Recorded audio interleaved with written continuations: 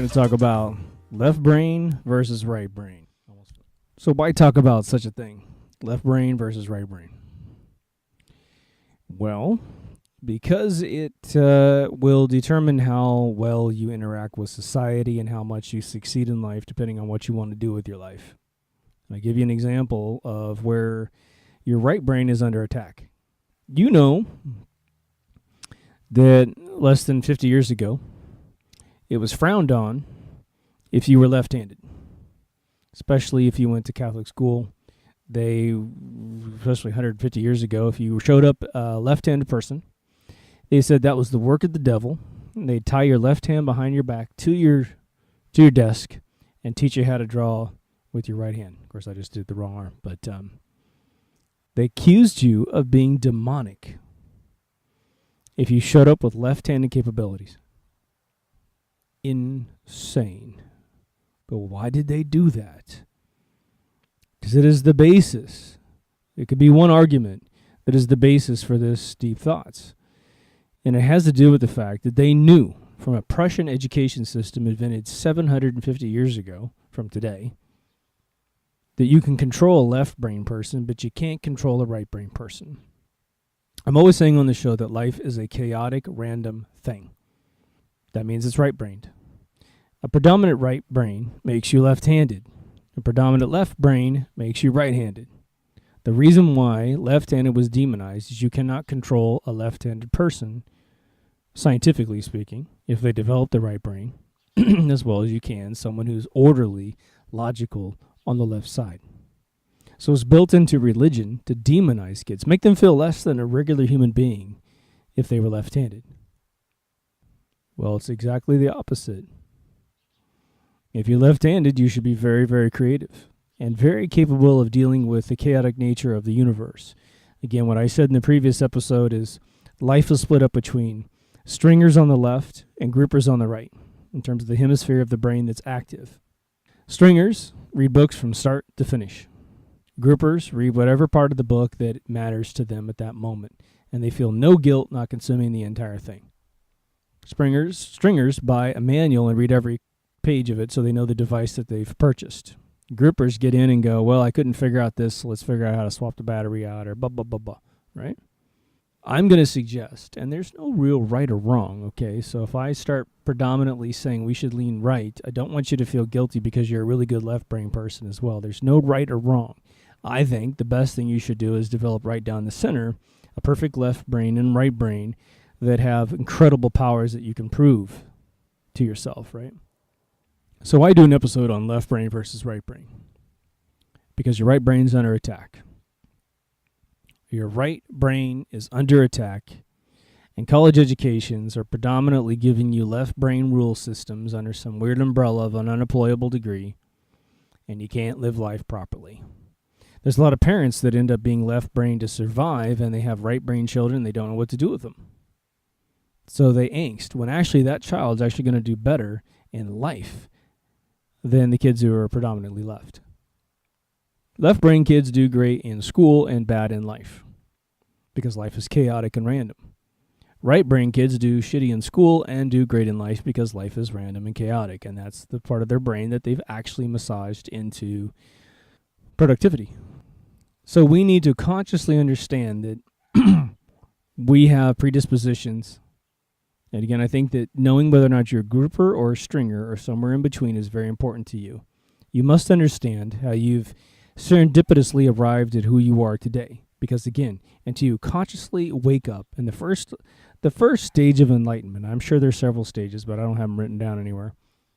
The first stage of enlightenment is that you understand that you're awake all of a sudden, that everything that goes into your brain and gets deemed either true, false, or maybe is your decision.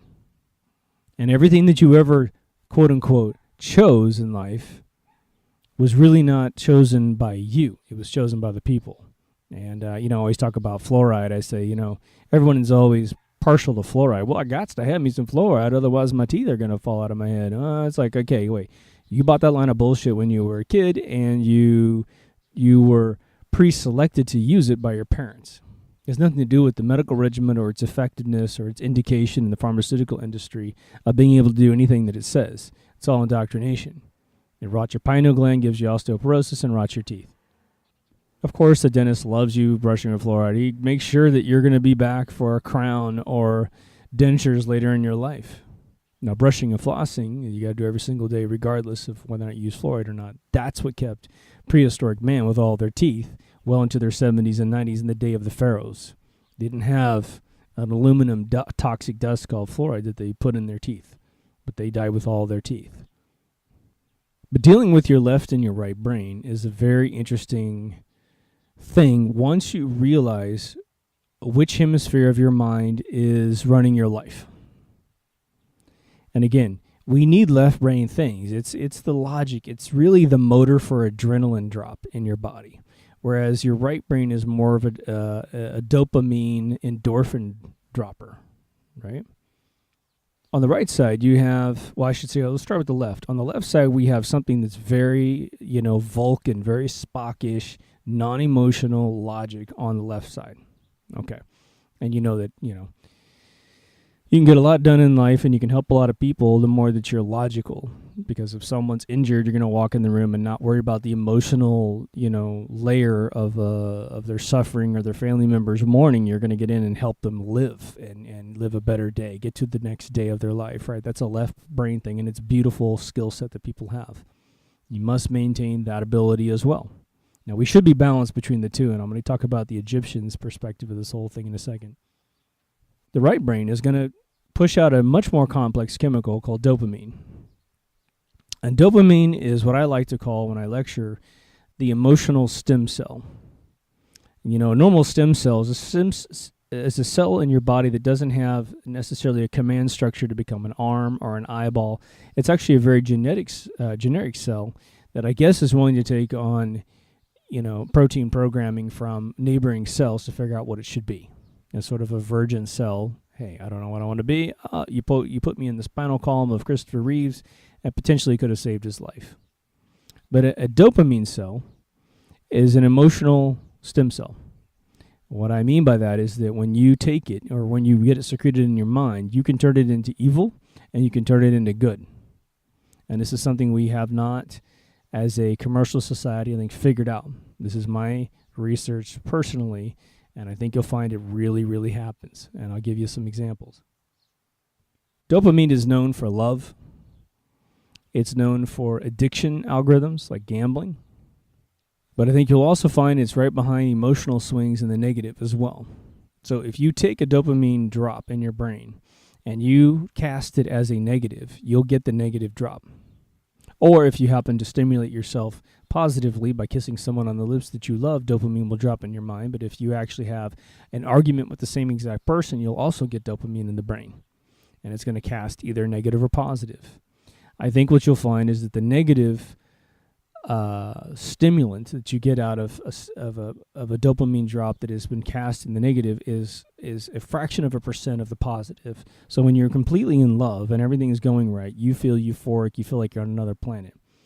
Now, some people have very high emotional swings, and I think they're able to transform nearly every piece of euphoria into negativity, and they panic and they think the world's going to end. But there's a whole other part of it that's sort of like people who are self-destructive, and they get off on it. Now, there's self-destructive things where someone jams down the highway on a motorcycle at 200 miles an hour, waiting to die, waiting to not be able to negotiate the curve, to hit an innocent pedestrian in their car or walk across the highway. They get into that numbness that adrenaline puts in your system, right? There's a bunch of tenses with the left and right brain and how we have to actually manage this moving forward, all right? If you're hearing my voice, you have a responsibility to yourself at a minimum, right? If you are a parent of a child, you have an additional responsibility to your child to make sure that they develop in a balanced manner. You don't have to be a right brain expert to get your kid to be a right brain expert. You just need to get them the stuff to be right brain. But just like any human being on planet Earth, you have never eclipsed the moment by which you can learn new information. So I recommend that you pretend you're a child and go in and do things that are right brain that you never imagined you would have done. Something creative, something out of a vacuum, something that makes you feel insecure and worried that you're going to be able to succeed. But eventually, your worst case scenario will make you feel wonderful. Here in Los Angeles, they have a chain of pottery painting places called Color Me Mine. On Fridays and Saturday nights, you can bring your bottle of wine there, pay about $40 a person, and you can paint a canvas at a party with a bunch of other people. They'll suggest a painting that you should paint. They have a painting instructor there, and they'll teach you how to mix colors and make it happen. And even if it's a piece of crap what you paint, according to your own opinion, which is probably not what other people think of it, it will augment your brain on the right side of the fence, right? But let's trace back in history sort of the development of the human mind, just using basic logic. It is probably fair to assume that the left brain came first, that maybe there was no right brain. And why do I take that bias? Because I'm a predominantly pro-right guy. It's starting to sound political, but it's not.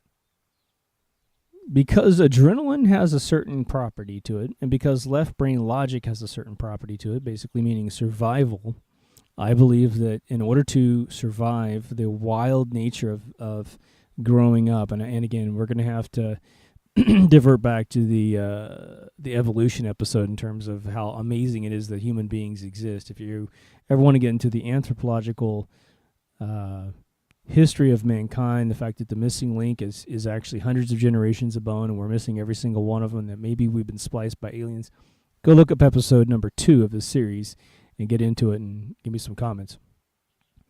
But it's pretty safe to say that back in the day, man believed everything that man saw.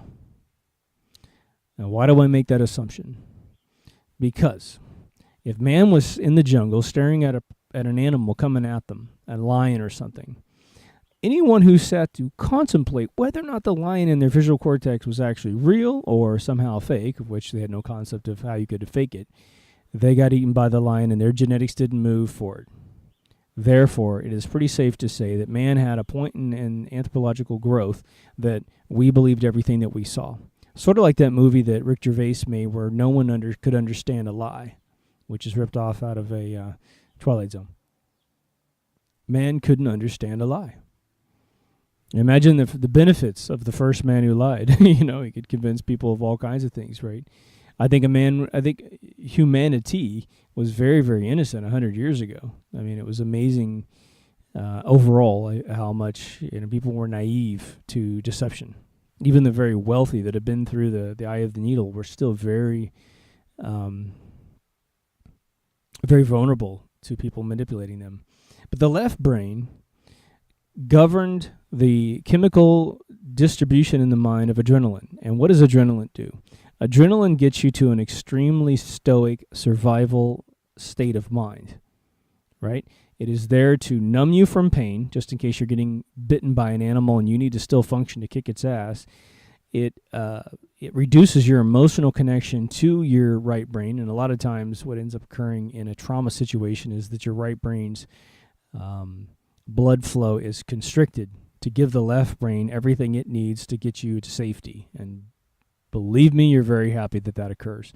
Now, I'm going to tell you something about trauma journalism here in a bit to teach you how they've used that against you every single day of your life. But somehow, man was able to create a state of the union for us, right, as man, to live safely overall.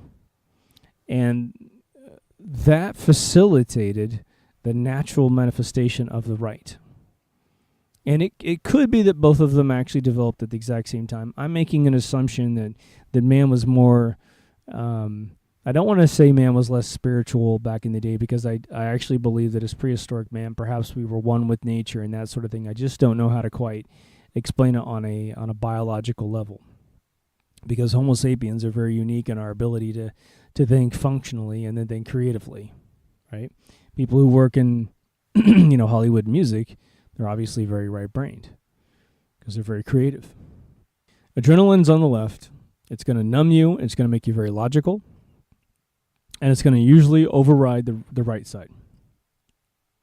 On the right side of things, you have, again, some very generic multi-purpose drugs that get dropped into your brain, dopamine and adrenaline and that kind of stuff, right?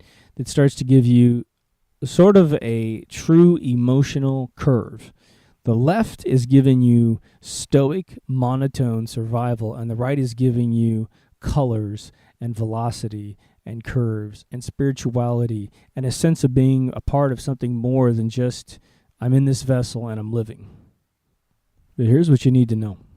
And you've heard me say this several times, but because we're right on the episode of left and right brain, I want you to know. You need to think of the left and right brain as the biceps in your arms. And just realize that if you only massage one or work out one side of your brain and not the other, you're going to have a Popeye arm over here and you're going to have a Revenge of the Nerds arm over here. We need to consciously force ourselves into chaos and into the right brain side of things. Believe me, it is identical in archetype to exploring an unknown world.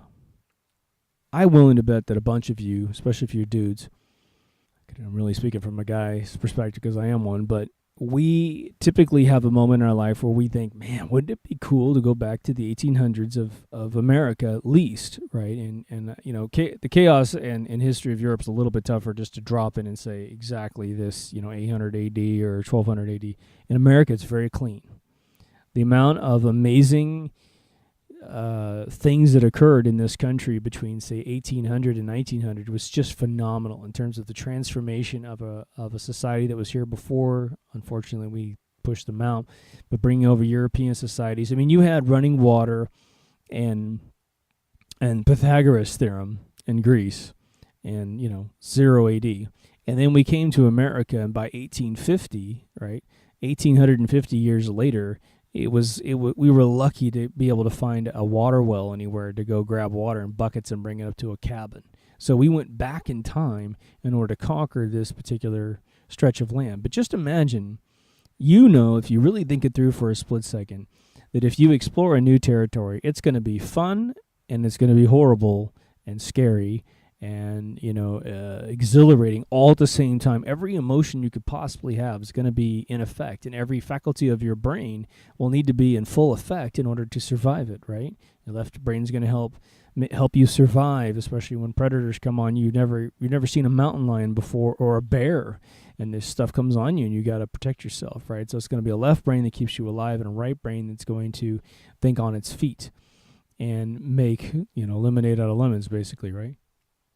Now, you've heard me say the story about when I was getting really back into screenwriting in like 2007, very, very seriously, and I finally met my mentor, who's written several things that have been made into legendary films. He told me the whole story about it. He goes, look, you're way too left brain right now. You're very pragmatic. And he goes, you need to go and really figure out where your right brain is. I can tell for a fact that by your careers that you've had in life, you've been very right brain and probably predominantly right brain your entire life. But because you're being an executive in your company now, you have allowed your left brain to dominate you. You need to go back and find your roots. So you need to understand the kind of stuff I tell you in terms of suggestions of how you get your life where you want it. It's because I've heard that advice too. And sometimes I've heard it out of cassettes when I was a kid. I've heard it from Tony Robbins as a kid. And I've heard it from people that have told me with their own voice over the course of several years, including teachers like Robert McKee, about how to find what I need to find. So I'm hopefully bringing you my experience, and that works for you. So if it doesn't, I apologize, but I hope it does, right? You understand left and right. Okay. Let's talk about fight or flight for one split second. Fight or flight dovetails into something that I call trauma journalism, and I believe I coined the phrase on One Page News over a decade ago. Trauma journalism is something very, very interesting, but it doesn't just have to do with journalism. It has to do with your entire lifetime, and it goes something like this.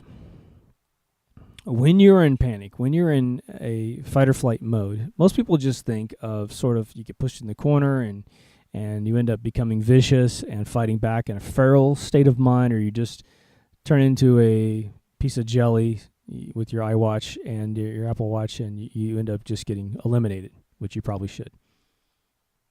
But for those of us who want to fight, there's something we need to know. And this is going to apply to all your family members who are having a really hard time digesting your conspiracies, the true ones, When 9/11 happened, something very interesting happened. I was a complete victim of this as well. We turn on the TV, after someone says, oh my God, something's going on in New York, take a look. And you turn on the TV, and I had turned on the television. I can't remember. I would imagine that the Second Trade Center was hit, but I remember seeing it hit on television. I wasn't sure what was live and what was pre-recorded. It was very early in California. But I was in trauma.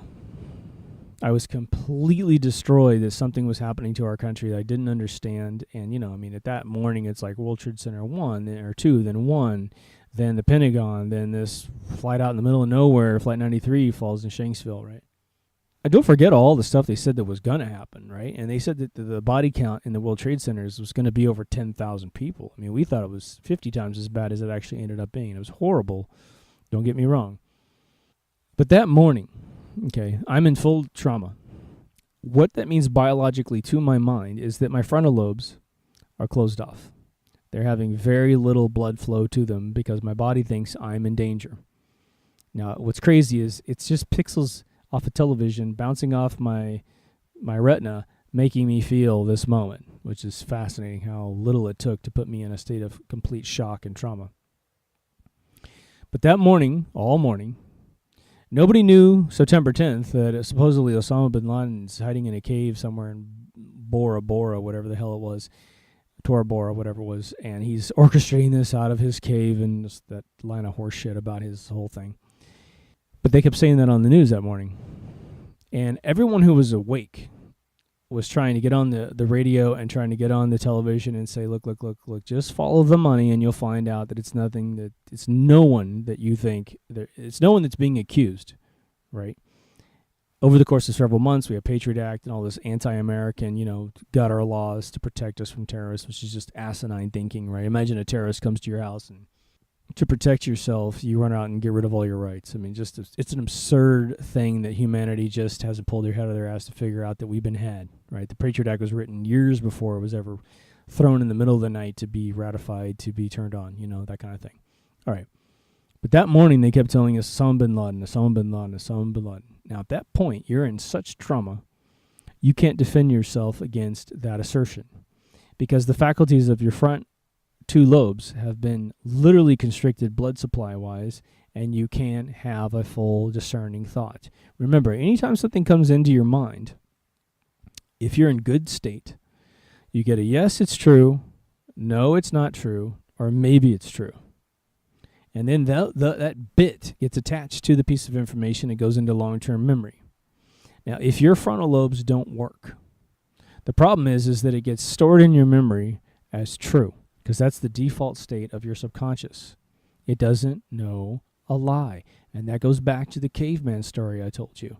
Again, man couldn't have lived if the subconscious of the human mind was going to discern everything occurring. If a lion's coming after you and you're like, oh, I wonder if that's real, you're going to get eaten up, like I said. So the subconscious is a child that just simply is impressionable, manipulatable, and it was the frontal lobes that basically gave us society. So trauma journalism goes like this. And Marshall McLuhan actually has a second tier of what I'm about to say, which I think is brilliant. And I came up with my version of this a decade before I knew Marshall McLuhan existed, which is unfortunate because Marshall's amazing. The first part of this is when you go to the news every single day, it's always massacre, bad news. And you just, you guys are all aware of this. Once you hit about 40, you're like, God damn, why isn't the news ever report anything interesting? Why doesn't someone start the positive news network? Instead, it's all negative. Well, my take on this is a couple fold. If I want you to believe the TPP, this whole Trans-American Partnership thing, which is going to destroy the internet, destroy the world. It's all been passed behind our backs. People are protesting all day today on this thing. If I want you to believe that is a good thing, I'm going to hit you up with some super negative news about, the one I like to use that was just absurdly reported around the United States of America. And this is going to be a harsh example, so brace yourself, all right, if you're weak to these kind of stories. But in the Midwest, I believe it was even Kansas where I'm from, a woman wanted a baby and couldn't have one for some reason. Her neighbor was pregnant. She went over around 8 months and killed the mother, cut the baby out of the mother's belly and took it for herself, cleaned it all up, and tried to raise the baby as her own, but they eventually found out that she did this. And then later on, there was a copycat murder the same exact way, someone stealing someone's baby strictly out of the womb. All right. Absolutely horrific story. I mean, that is literally as bad as it gets. But they reported it as if there was anything you could do about it. As if somehow we need to all go out and protect ourselves against crazy women cutting our babies out of our stomachs. As if this is going to be a big pandemic of insanity. Now, there was one copycat thing that occurred, but it obviously didn't help to report the first situation, right? In fact, if anything, reporting that first baby cutout thing taught the second woman what she could do to have a baby, so she did it because she saw it in the news. So reporting that ended up killing another woman, in my opinion. But that was a horrific to the bone, horrible situation that was reported to you all around the world and especially in America. But there's nothing you can do to reverse time. So there was no need to know about that story.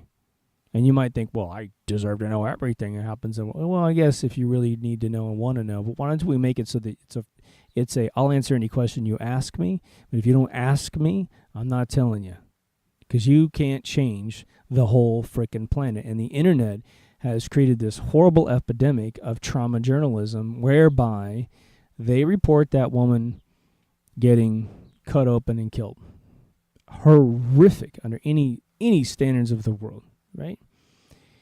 And then right next to that article, they're publishing political things that they want you to believe to be true. And they'll pre-write the article and edit it in such a way that it's in a passive voice of certainty.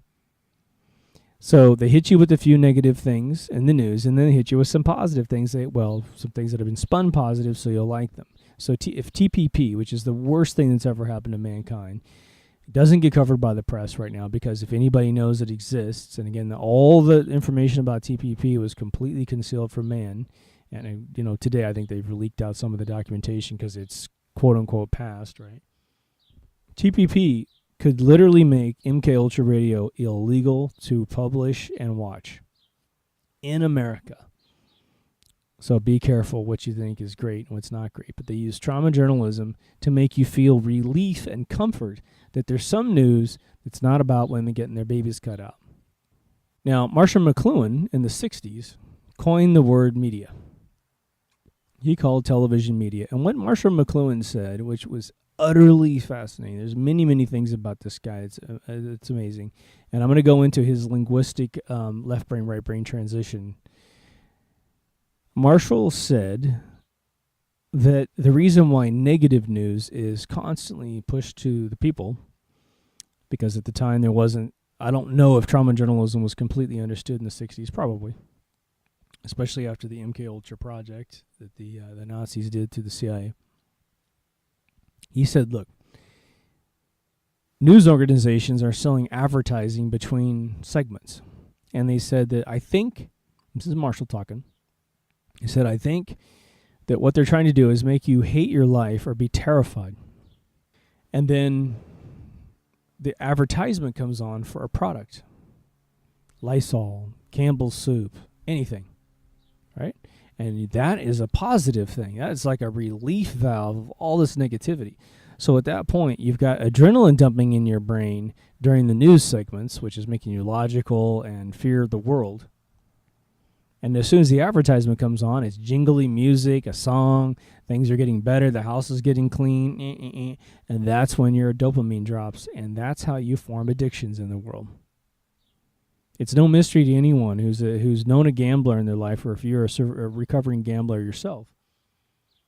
You know that it's the chance that you could win again or win big in the next draw of the one-arm bandit or the roll of the dice or the next card that flips over. That's what's making you addicted to that whole thing. Well, once someone experiences mental torture of bad news, second anything is remotely positive, jingle music that's played in a major key, which is sort of like happy birthday key, it's all positive. So Marshall said you're all being suckered into this cycle to make you addicted to products that you don't really need in life. And I think that still happens to this very day. So I talk about fight or flight. And I said that 9/11 can happen. You'll be put in a state of trauma, and then they can tell you who did it, and you'll believe it because you have no mechanism of discerning the information coming inside your mind. Plus, who the hell follows the latest warlords in the Middle East? They can accuse anybody you don't know, and you're going to believe it, right? But there are more subtle ways that it happens, and we use this in video games all the time. But it happens in your living room every single night that you watch normal television. Now, 25 years ago, there was a television feature made, which was Smart Volume. And the idea was that, you're watching your favorite program and it kicks over to commercials and it's really, really loud. And then it goes back to the program. And you're always having to turn it up for the program, turn it down for the commercials. And so Smart Volume was invented to make sure that the volume stayed steady, that there was a maximum. There was a compressor in there that basically said this is the lowest it can be and this is the highest it can be. Now, I've bought at least 3 televisions with the Smart Volume feature. And within 5 minutes of setting up my television, I turn on Smart Volume. But you know what? It doesn't work. It does not work. Commercial hits, goddamn volume is, 40% higher than what I had. And there's a reason for that. The advertisers don't want Smart Volume to work. And why don't they want it to work? They don't want it to work because that volume surge in advertising is to shock your brain from muting the television, from getting up and going to the kitchen, from going to take a pee. They blast your brain, literally overwhelm it with electricity through sound waves, right? And they shock your consciousness. You can sit and watch this happen either with yourself, but now you might be able to fight a little bit more. You'll go to mute the television during a commercial, or you'll go to get up. But man, the second that pounding volume hits your head, you are stunned for at least a fraction of a second. And believe me, the first words coming out of the mouth of that commercial is huge, right? On YouTube, they have these little commercials that are run ahead of time, and it's like 4 seconds, then you can skip it. Believe me, the imagery, the music, the words, it's all heavily, heavily designed. I think some of them are horribly designed not to really get your attention. But on television, it's brilliant. On television, they got this down. It'll be just running straight into a product. And they'll usually pose the question of the problem that you're trying to solve in the first 2 seconds. Are you suffering from hemorrhoids? Are you having headaches? And then it's like, well, that's me or it's not me. If it's me, I'm going to sit and listen to the next one. But they're blasting the volume. Music is usually a big excuse to pound your brain. Then the words come in over it. And then you listen to the rest of the segment, or you get a couple more seconds in. It's very, very intentional. In video games, we do it because we do it to shock your brain and then program you with some reinforcing algorithm to make you enjoy the game. A lot of times games will make you feel like crap if you die, but a lot of game companies are figuring out they want to encourage you to go back in the game because they realize if you quit playing the game, they don't make any money. They lose their loyalty to the franchise and they piss you off. So a lot of times, you'll be traumatized, but they're trying to say, try again. That's not a bad idea. But a lot of times they want to make you feel great. You shoot a guy in the head in a video game, and they'll go, headshot, really, really loud. And that's to make you feel wonderful that you shot somebody in the head virtually. Got to make you little soldiers. Got to make you guys want war, right? I'll tell you a story. I was sitting at a game developers convention called GDC in the Moscone Center in San Francisco. And I sit down for breakfast, and this British woman sits down next to me. Kind of a heavy-set gal, dressed in a business suit, which means she has no idea where she is because there's no need for that kind of attire at a gaming convention at all. And we start sharing breakfast, I'm eating my thing. She's eating her thing. And I'm like, just, hey, who are you? What are you doing here? She says to me that she's from a very, very top secret Air Force base in England, sort of like their Area 51 over there. She bragged to me that I think it was Tony Blair was the prime minister at the time. She said Tony Blair can't walk on our base without permission, which I don't know who you would ask, right? But he couldn't go on the base, and that's where she worked. And I said, well, what are you doing here then? And she was naive enough to tell me the truth. She said to me, I've been in the game industry at this point for at least 15 years off and on. She says to me, in no uncertain terms, in a very innocent, wow, this is not a big deal, that they are trying to study psychological methods to make kids lust for war by playing war games. And I was like, whoa, I've never heard anybody tell me the truth, but I knew it was occurring in the first place. One of the very first war games ever created that was multiplayer was something called Army, and it was sponsored by the Army. And actually, I think one of the head captains or majors got busted for kickback checks as well. The Call of Duty came out of thin air organically and then was co-opted. Call of Duty used to be World War II. It was the most brilliant World War II game ever. But so her and I kind of strike up a little friendship, and we trade emails. And she said, I have a big questionnaire I want to send you if you don't mind. And because I was, I'm all into neurology and psychology and exactly what she's trying to do, but for good, try to deprogram you or give you the cautions such that you can keep this from happening to yourself, right? But I get home, back to my office here at Costa Mesa at the time. She sends me this Word file, and I'm looking for it. I haven't found it yet. It was a crap load of questions. Oh my God, it was like over 150 questions at least. And I made a quick assessment. I'm like, look, I can't devote any time to this level of, exchange. It's just too much of my time would be consumed. But while I was with her and live, I said, well, I was just starting to remotely wake up in life. It must have been around 07, 08. And I said, well, I asked her the questions. I said, well, do you know about the Bilderberg Group? Do you know about who, runs the world? Why are we fighting these wars in the first place? Do you understand what you're doing by getting all these poor kids after they crash the economy, creating a financial situation where kids have to go join the army to have any level of future, because the education they got subpar, and it's just the only financial lifesaver out there, their GI Bill, especially in America, right? And of course, she's been vetted to not have an original thought. She's been vetted so she doesn't know anything about anything. So here's what's funny. I emailed her the link to Estevez's book on the Bilderberg. If you haven't read this book on the Bilderberg, you can find it in any bookstore. Just go to Politics. I don't even know why it's for sale, because it really, really exposes these guys. But I think his name is Daniel Estevez, if I got his name right. But it's called the Bilderberg Group, and it really tells the story. And then I never heard from her again. But we had corresponded for a couple weeks up to that point. But I'm sure that my emails were viewed by someone, and she most likely got in trouble for not knowing that information. But I got to a person who was obviously very, very indoctrinated and got her at least a thread in the sweater that she could pull to figure out what's going on.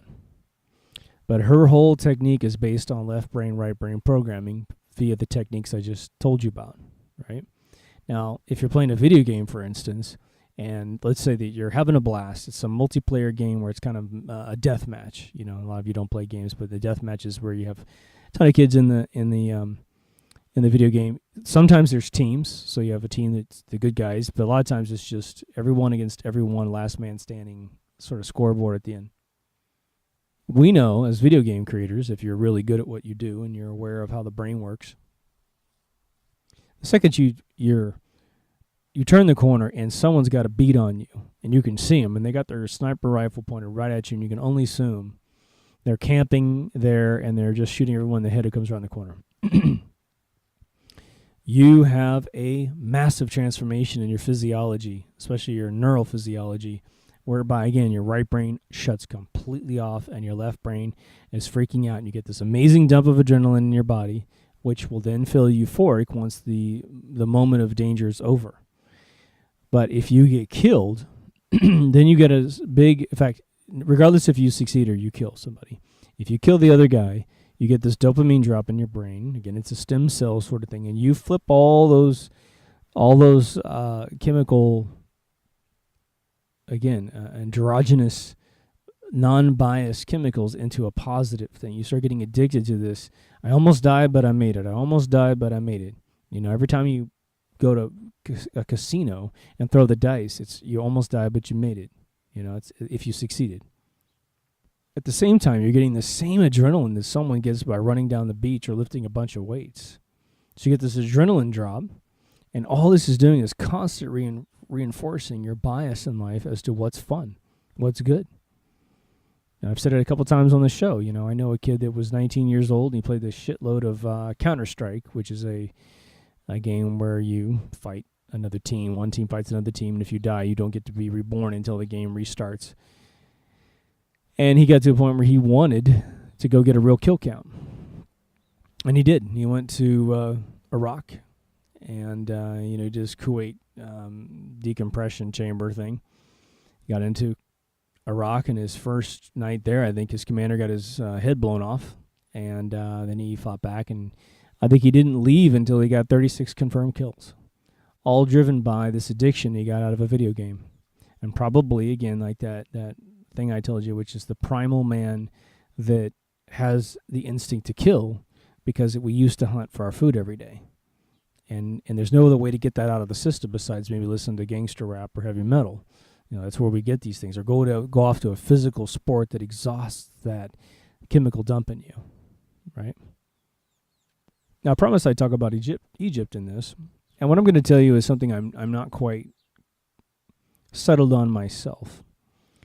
And I forget the researcher's name. I apologize. He's got this kind of brown beard, and he's very famous. If you look up ancient Egypt stuff, you'll... in fact, I think if you look up the Magic Tour, his documentary, he's a big part of this one documentary. But he has asserted a lot of interesting things that I think you need to hear when it comes to left brain, right brain, domination, and management of your chemicals. The story of Egypt,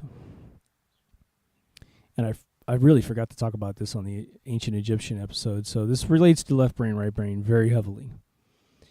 If the story is true, if the theories are true, and that is that the historical tale of Egypt is that there was a North Egypt and a South Egypt, except it was reverse on the pole. So what we would consider to be South Egypt was considered North Egypt, and North was considered South because they were below the equator. And no one was telling them any other thing. The story goes, which I think is an utter fictional fable, is this gentleman named Menes. It's I think it's Menes. United North and South. And there's all kinds of fascinating implications of that ever occurring. But it may have occurred, but it may not have been one man that did it, but maybe it was. I'm not trying to take anything away from potentially a hero from the past. But there was a crown. If you go and look up Egyptian pharaoh hieroglyphs, you'll see a crown that's sort of almost like it's a smooth form. It comes off the skull and goes up and makes a nice little round top. But it's sort of an extended, sort of almost like a squash-looking crown on a bunch of royalty. And then you'll see one that goes up and cuts over flat and pops back up. And the flat one is considered, I believe that one's considered the south, and the round one's considered the north. And it was that the dynasties in the different regions, prior to true dynasties, but the different regions had different types of crowns signifying north and south. After the unification, this is official archaeology, after the unification, you start seeing pharaohs that had the flat one with the round one inside, saying that they were dynasties of the North and South unification. The problem is that you still see past the dynastic periods where supposedly, again, this North and South thing was united. And again, the years are all off, we think. We think that, you can multiply every number about the pharaohs by 10,000, and that's where you're actually going to get, 1,000, excuse me. So if it says the pyramid was built 3,200 BC, you can almost assume it's 32,000 BC. It even goes back further than that. But after this post-unification, you still see the singular crowns.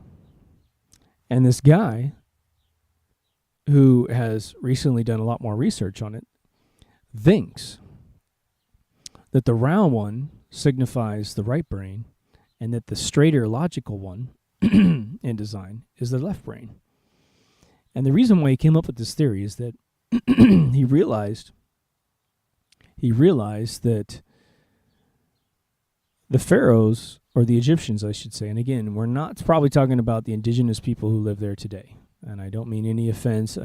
We're pretty damn certain that looking at the bust of King Tut, you're talking about black people, all right, or African people, if that's offensive.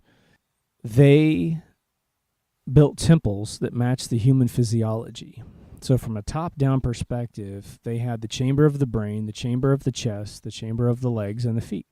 In fact, even some of these temples have bent, leg chambers. It's almost as if this creature is at least having one leg step out, which is a very traditional hieroglyph of anyone walking in any of the hieroglyphs. You have one back foot that's straight and then this progressive, moving forward animation step. And they could have done it any way they want. I mean, we know what's interesting about hieroglyphs is that we know that they had the technical capability of rendering anything they wanted. And so every hieroglyph that you see, you need to understand it was very specifically rendered that way.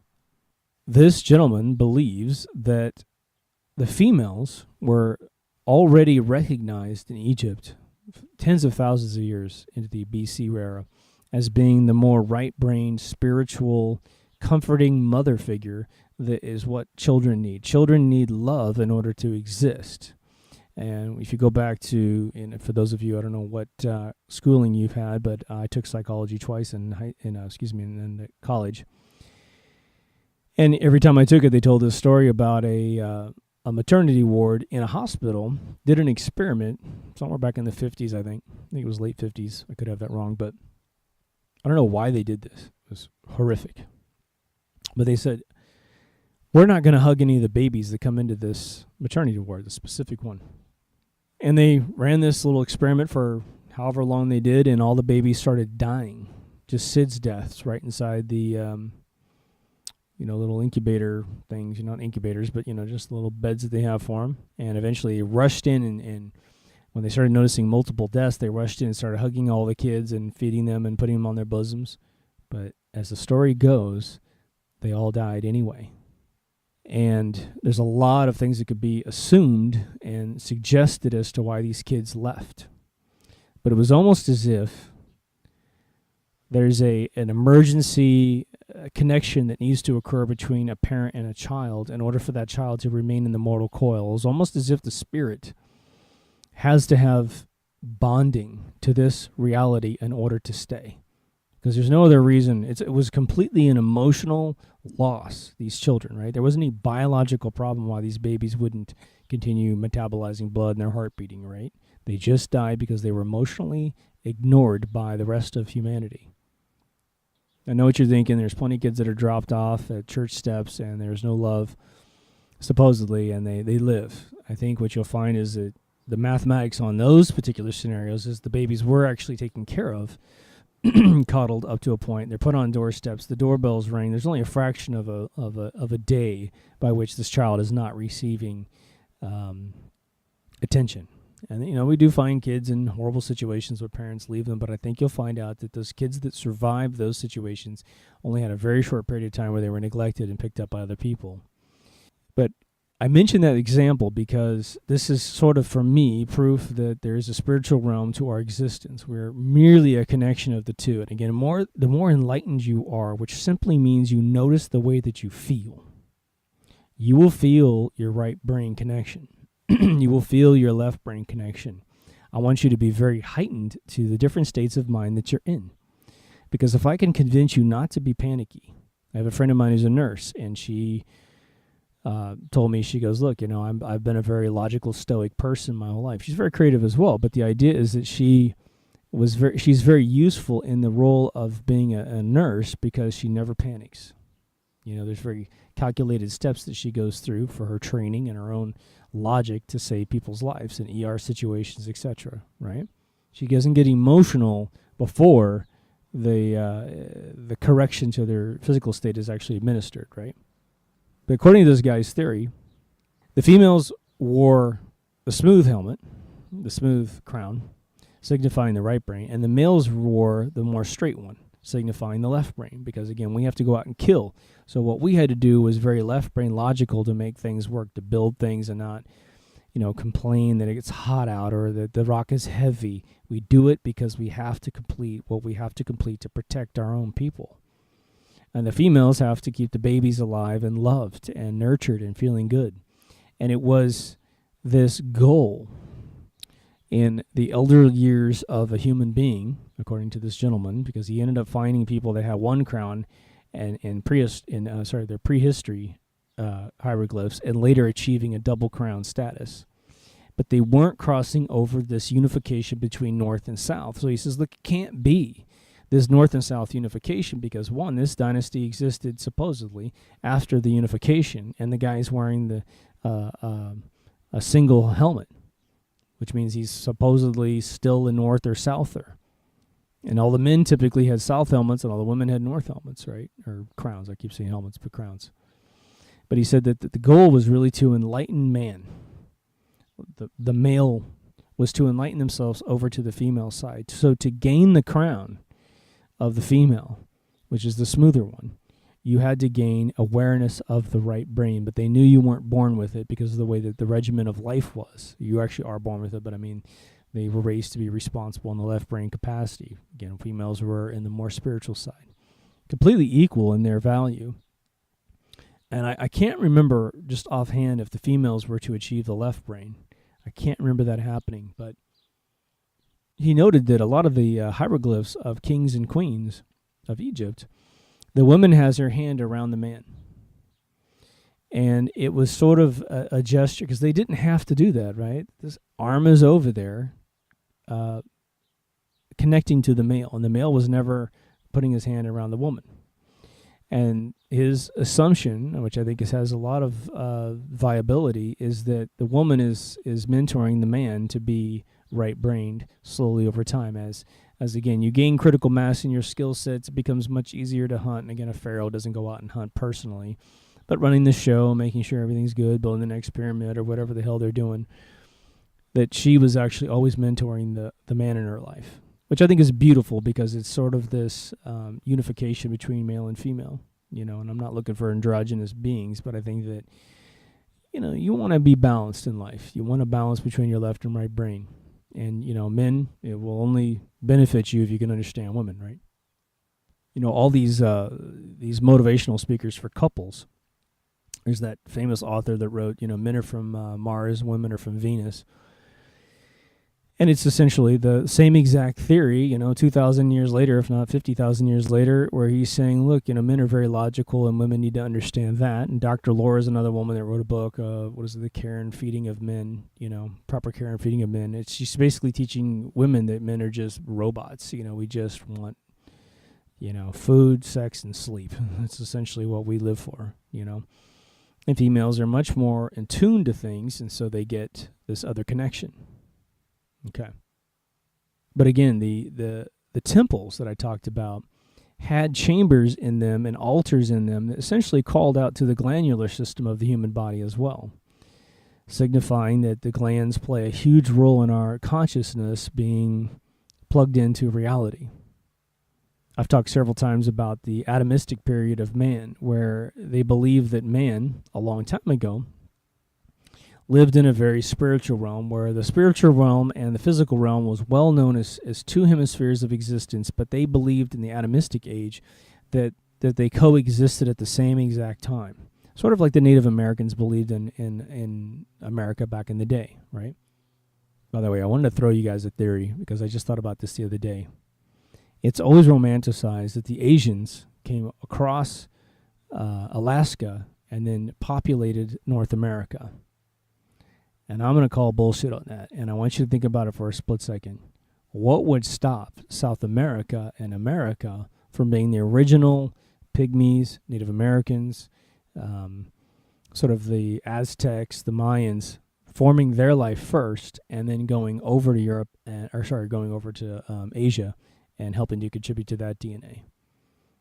Why isn't that ever asked? And what they do is they say, well, we got a lot of more prehistoric knowledge in China. So China traces its history back 3,500 years easy, and we don't quite have that knowledge here in South America, North America. And I think that we've all been duped into thinking that the carbon dating of the Mayans and the Aztecs and everything that's been done in this era, in this geographical area of the world is always dated after Europeans, because that makes Europeans more intelligent than us. It may have been that way. There's a lot of astonishment that the Native Americans never discovered the wheel, supposedly. And of course, we discovered the wheel and we made it very useful, but neither did the Egyptians, right? The Egyptians, I think they did, but we don't have a lot of hieroglyphs of wheels going on. When they talked about, these hieroglyphs about how to drag stone on sand, they're throwing water in front of a sled and dragging all these stones. Maybe that's the way they did it. Maybe those were made up. Again, you're talking about most of man being completely ignorant of Egypt until the last 200 years. That's pathetic to think that they couldn't have injected certain pieces of knowledge in there that made it a little bit different, right? But the atomistic era was shattered by sort of some of the philosophers that came around. And the way I've heard it told is that Aristotle, who was a student of Socrates, had this little game he played. And you've heard me say it on the show before. But he said, I want you to, close your eyes, think of a circle. And notice how perfect it is in your mind's eye. And now open your eyes, grab this writing utensil, and try to draw it on a piece of paper perfect. And he goes, you can't do it, can you? He says, so that he goes, that's proof. And I think it's a great example of spirit world versus this world. But he says, you can't do it. So there is a separation between the mortal coil and the spiritual realm. And that's where you got the pluralism. You got this idea of these two universes that are sanctioned from each other. Now, he just showed you that you could access it by closing your eyes and seeing it. He's just showing you a physical limitation towards drawing it in real life. And there's guys that draw, believe it or not, if you know this, but there's whole clubs out there that draw circles, as a competition. And I don't know if you've ever seen this. If you haven't seen this, I don't know quite how to look it up, but maybe like drawing circle competition in YouTube, you'd find this. It's fascinating. They typically do it in chalkboards that I've seen, but they walk up next to a chalkboard with their shoulder right up against the chalkboard, and they extend their arm full with a piece of chalk, and the chalkboard's tall enough that they can draw a circle with the radius of their arm length. And they do this amazing circles. They just go whoop, and they do these circles, and they're unbelievably perfect. And so then they measure them later on for the competition. And whoever draws the best circle wins. So there's actually some interesting techniques of drawing pretty amazing circles, even though our brains can do it better, right? So where does left brain, right brain awareness help your life? Well, you hear me talk about it all the time on the show, and we get into creativity and functionality, right? Some of you are going to be way too right brain. You need to go get some left. Some of you are going to be way too left, and you're going to need some right.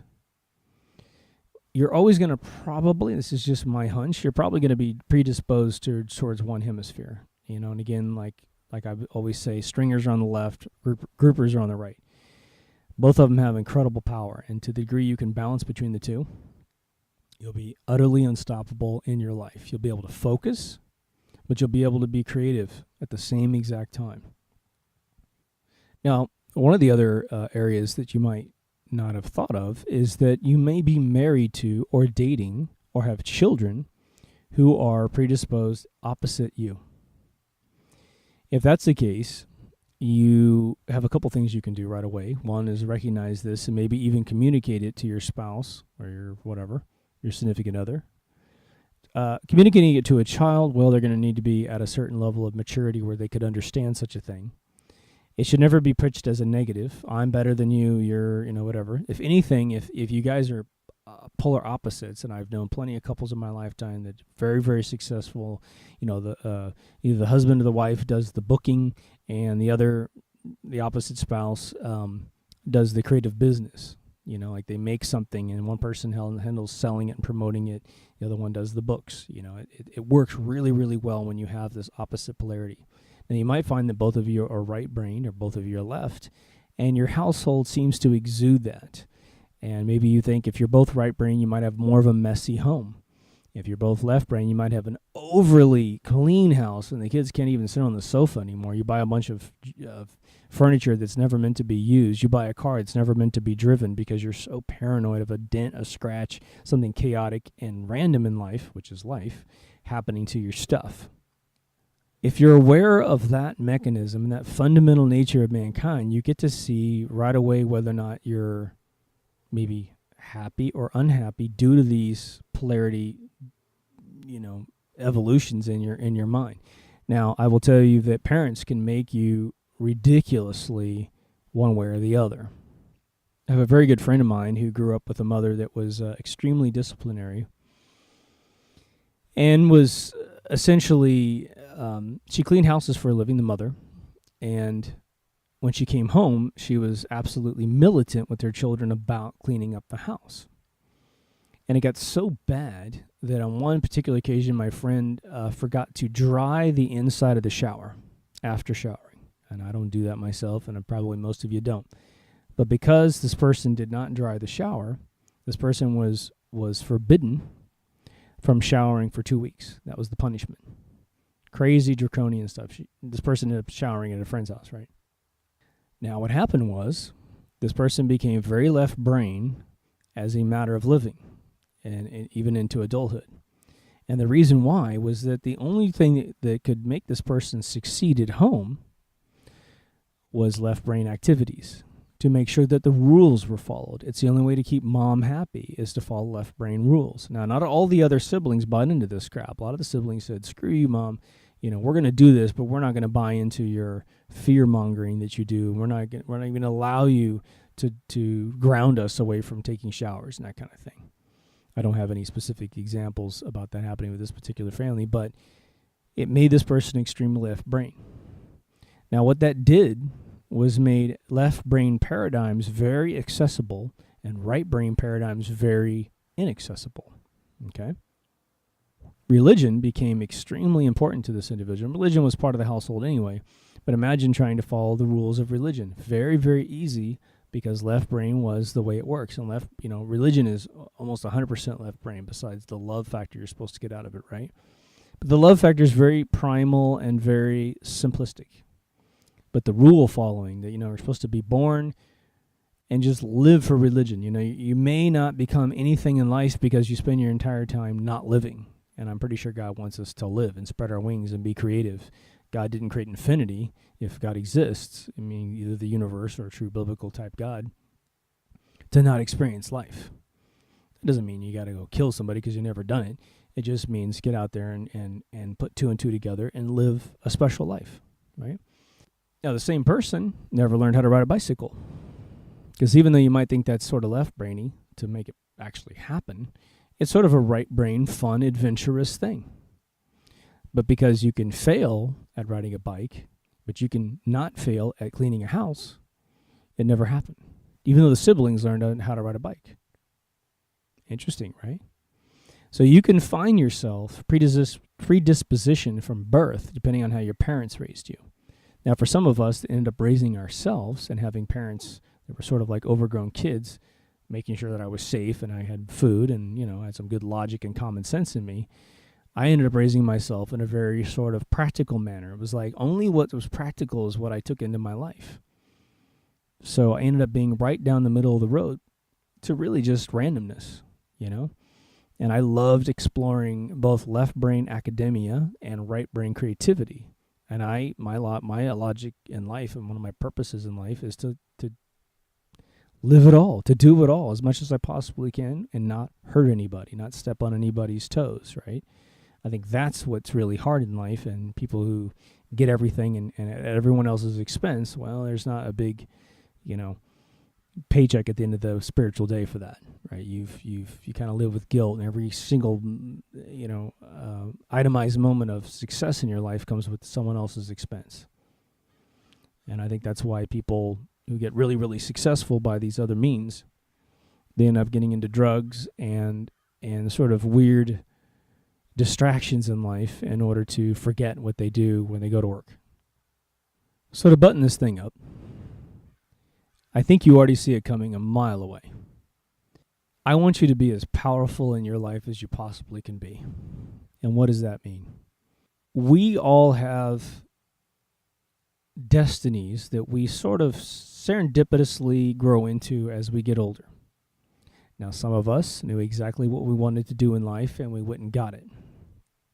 Okay. What I like to remind people of is that the choices that we've made, if you see my episode on why we believe, which I highly recommend you see to give you more power in this realm, is you think your life is about one thing. And I will say to you this: the younger you are when you determine your destiny, the more you probably need to reanalyze how that destiny has evolved over time and maybe suggest to yourself that perhaps, maybe, there's a different destiny that's sort of level 2, level 3, level 4, level 5, that's related perhaps to your first one, that is something that will make you far more happy and fulfilled in your life. There is, I'll give you an example of because I'm left and right brain at the same time. I love anything that I can complete. I just dig it. So, if I were to mow a lawn, provided it's not 100 degrees out, there's an amazing satisfaction to the care of plants, of the care of the cosmetic look and organization of like a Japanese garden sort of thing, or the inside of my house. I make sure there's no debris floating around or dust or whatever. Let's just say that's something I've got. Could be cleaning up the hard drive in your computer for all. It's very left brain, open and close, black and white, start and finish satisfaction. Like I said in one of the previous episodes, it's like I love manual labor because manual labor usually comes with a finality of finished. Even if you're building a home over the course of a month, every day you put up a wall, you install a window, you drywall something, you put the insulation in, you wire something electrically. It's all, I did that. And that feels good after a while, you got something done. And the more you work on right brain, super long projects, those left brain things feel pretty darn good. When you write a movie, typically you're going to be working on it for at least a year. And it's not the tippy typing part inside your screenwriting software. It's all the note-taking and imagining of the characters and living out their lives and every single thing they could possibly be doing. Like I said, the branches of the tree in the previous episode, you're to have thought up every particular individual eventuality of one of your characters. Even if you say no to all of them but one branch, which is what you're going to do, and you go into the studio and you start pitching your film, they're going to say, well, what if the character went down? We're thinking the character should go this way. To the degree you've already explored that avenue and you say, yeah, you know what? I had the same exact thought and I thought that was a great idea, but here's the problem I ran into. Bop, bop, bop, bop, bop. You get the studio to go back to your script instead of their idea. And who knows? Maybe they've got, corrections to your perceived problems down that branch. They go, yeah, but, if we just took, what if this guy wasn't the brother, he was an uncle, and then this, and this, and you're like, oh my God, I never even thought about that. That is a better turn in the script. The audience is going to get much more satisfaction from that other idea. It's the same thing with your personal life. Your life is a big branch of eventualities, right? When you retell your life story to someone, you're really living this crazy choose-your-own-adventure path in life. You made choices at the end of every chapter to go one way or the other. And like I said, remember, it's the tiny little decisions in life that get you where you're going, not the huge ones. The huge ones are a byproduct of all the tiny ones. So every time you have a thought, every time you make a little tiny choice in life, that is paramount to your existence, okay? Don't ever minimize that, and you'll have a lot more power in your life. But what I want you to do when you after you get done with this is simply to think, are my decisions still my decisions? When I was 14 years old, I've told this story a long time ago, but I said when I was 14, I told my father I wanted to be a computer programmer. Now, I ended up wanting to do a hell of a lot more than that. And it's not like I didn't want to be a rock star or something, different when I was a kid, but I focused on what I really was good at, and it was painting and art and anything art and everything programming. So I had a right brain discipline, which was my first accolade in life as being a child that could render really amazing paintings when I was a kid. So I was 9 years old painting like a high school student. But then I touched a computer and I was like, oh my God, this is just brilliant. And I was into video games and I saw the movie Tron back in the day and it was like, damn, I want to live in this virtual world. And now it's no longer as appealing as it used to be. So what I've done in my life, though, is, I made my goal way too small in life, which was I want to be a professional programmer. Well, I moved to California and I was a professional programmer in a month, right? Maybe 2 months. And I continued doing that over and over and over again. And I was able to blow people away, which is the emotion I want to give. If I'm going to invest my time in something, you need to use the product that I create, and you need to have an emotion like, how is this even possible, right? I'm going to tell you this story, and it's not to impress you or anything like that. I talked briefly about doing and I'm going to get into why I'm telling this story, but I worked with the musician LL Cool J for a little over a year. And he wanted to create an online music studio, which he ended up calling Boom Dizzle. And we built it for him through my video game company. And I was referred to him through some mutual friends. And there was the first day we went to William Morris Agency and showed him the prototype. Now, he had been told for 11 months. No, actually, sorry, I think 13 months. That's what he told me. Maybe even longer. He said, look, let me fast forward. So we're in this studio, we're in this conference room, and he's got his producer in New York, and I think he was in Syracuse, New York, at his home. And we had, it's all web-based, so the guy just brought up a browser. We gave him one little plug-in to make sure that his microphone worked properly. And I believe, I'm trying to think, I think one was on a PC, one was on a Mac, which really made him feel comfortable. But in 45 days of shaking Cool J's hand in a Four Seasons hotel in L.A., and it was a really funny story. I actually went out drinking with a friend of mine, Jessica Chobot, and I hadn't done this. I've been practicing drawing this new interface for this product. I came home, and I came home late. I was probably 11 o'clock after drinking, which I don't drink much, but still I was a little buzzed. And I drew this interface the night before, and I almost got it finished. I woke up the next morning. I only had about 5 hours of sleep. I finished it up. I literally closed my computer, took a bath, took a shower, dressed up, took my computer, went and met with Cool J, and showed him this interface, and it just blew him away. He was like, "Damn!" He goes, "This is pro software I'm looking at now. This crap I'd done before was child's play. Now I've seen what professionals do, right?" So he shook my hand, and 45 days later, we brought him inside of William Morris Agency, connected the two computers together. His buddy's throwing tracks on a timeline in New York City, which showed up on our computer, and Cool J put down lyrics on top of it. Boom. Now, Cool J turns to me, and he says, I think it's like 13, 15 months, somewhere in there. He goes, like, for a year and a half, this guy's been telling me this is impossible, and you guys just did it under 2 months.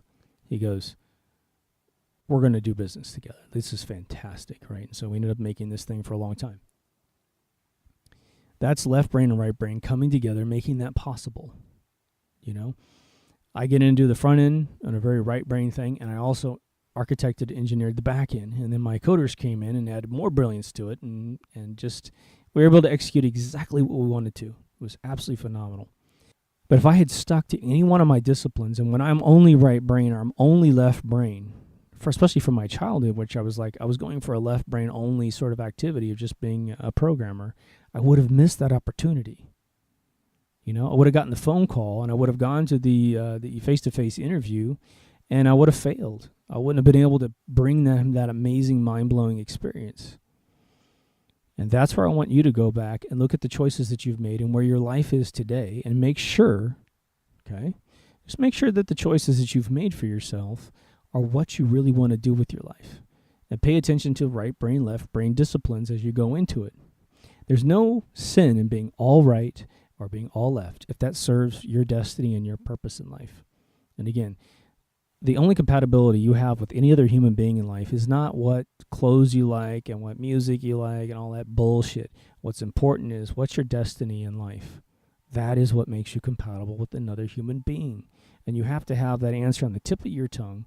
And every time you say what it is that makes you get off in life, you got to feel it right here in your heart. And you got to feel it like an angel touched you, right? It's got to feel refreshing and bright and wonderful. And even if you have a little bit of remorse because you haven't achieved that in a professional capacity, I don't get to do this all day long, just be glad you know what it is. because that's the first thing. You can't get to a goal if you have no idea what it is you're looking for, right? So make sure you analyze who you are as a human being. Keep in mind these two hemispheres of your brain. Again, the Egyptians understood it, right? If you're a female, chances are your predisposition is right brain. If you're a male, chances are your predisposition is left. But if you're the opposite, then it's cool. Because you probably, I can almost guarantee you, your genetics are dispositioned in those directions. Men are going to be logical, Mars, and females are going to be right brain, creative, which is Venus. If you end up opposite, then you achieving the opposite side is actually genetically programmed in you to do so. So your journey might be a little bit easier than you think. I know you feel me. I know I'm beating this thing up, but I just wanted to say it a million different ways so that you might hear the one that matches you. Okay? I know this is just a little YouTube channel, and I'm nobody, right? But that's not how I'm making these episodes. That's not why I'm cranking them out. I'm trying to augment your life, make it better, give you more control over your life, making you more powerful in your own brain so that no one can manipulate you, that you have 100% control over who you are in every walk of life. When you're looking in the mirror in the morning, brushing your teeth, and you're just with yourself, to dealing with your family members, to dealing with your professional work environment. Remember, self, family, work. Those are really the three hemispheres of all life. You know, maybe if you get into conspiracies, you're out for the entire humanity of this world. And maybe if you existentially extend that to contacting aliens from another planet, maybe it goes out a little bit further. But I think you'll find that the lessons in self, family, and work will serve us to liaison with anything that we find in the universe, right? Anyway, I won't go any further. If you made it this far, thanks for listening as always. The bumper is mklultraradio.com. That's all I need to say. Everything's on there. Again, always encourage you to subscribe and like. Give me your ideas for new episodes. I have made the decision to take some of the audio-only essays and redo them in deep thought form to hopefully add a little more information to them. I'm most likely missing some kernels from previous episodes. I rewatched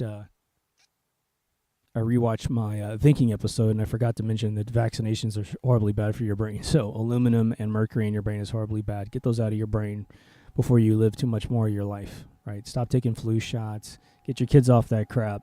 If your state mandates vaccinations for your kid, either sign the paperwork to get them out of the mandatory vaccinations or move to another state. It's really going to injure their lives for the rest of their lives, and you know it's bad. CDC has admitted that all the flu vaccinations have been off target for 20 years straight. So why take them? You know, keep your brain free. Live like we lived 200 years ago, because man survived millions and millions and millions of years without any extra regiments of preventive medicine. If you're a person of God and you think the world's 5,000 years old, well, then God did not make us flawed. All right? Sure, you cut your arm off and you want it to be reattached. Science will help you pull that off. But let's just leave it for those contingency situations. I'm not saying don't take medicine like, antibiotics, and maybe antiviral stuff if you have to. But just remember, vitamin C is utterly phenomenal in your system. Take zinc, copper every single day because you got to take them together because they fight each other. Go out and get some sun every once in a while. You can only get good vitamin D and the pituitary gland making vitamin D in your body by getting sun. Any other technique is just BS. It's a fraction of a percent of what you would need to be healthy. So I want you to be healthy. I want you to be sentient. I want you to be a hell of a lot smarter than me. I'd love to watch your deep thoughts one day and just be educated up and down. Maybe if I start going crazy because of the toxicity of my body, I'll need you to correct me and remind me of what I said back in the day. But anyway, you get my point.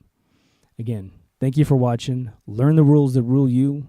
Take care of yourself and somebody else. Please be empathetic. Feel other people's pain. Feel other people's pleasure. Help them feel more. Get some for yourself. Over now.